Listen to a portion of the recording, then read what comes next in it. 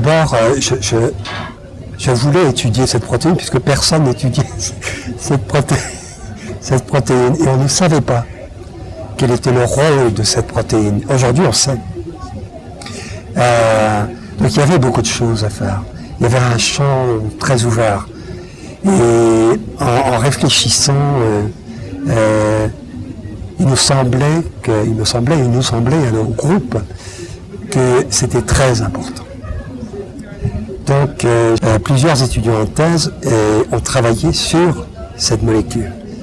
Pour ça qu'après plusieurs années, on a découvert plusieurs choses importantes, révolutionnaires, provocatrices. Mais je crois vraiment, c'est très important de créer, d'inventer.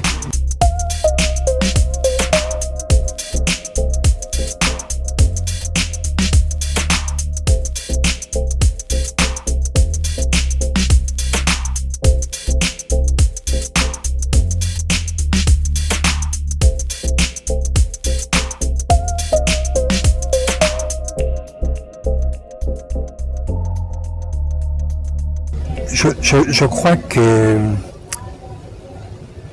ces deux maladies appartiennent à la même famille de maladies. La génétique, la prédisposition génétique est la même. Et je crois que c'est l'environnement qui, après, dans la vie, l'environnement qui fera que ce malade présentera un lupus, cet autre malade présentera un Sjogren, et dans les modèles animaux, chez la souris a les deux maladies. Non, c'est pas pour rien, elle a les deux.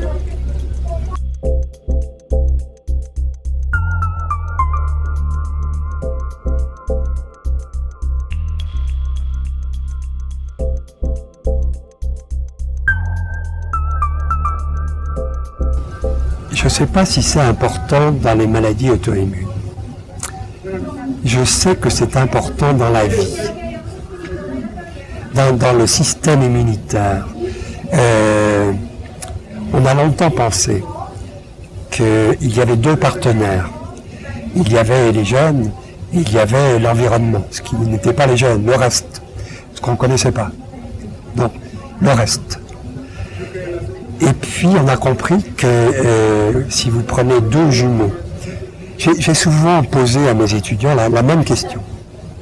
Dans l'amphithéâtre, 80 étudiants, la même question.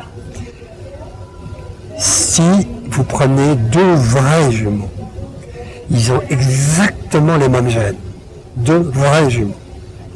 L'un est malade, a un lupus, et pas l'autre. Dans 80% des cas, c'est différent.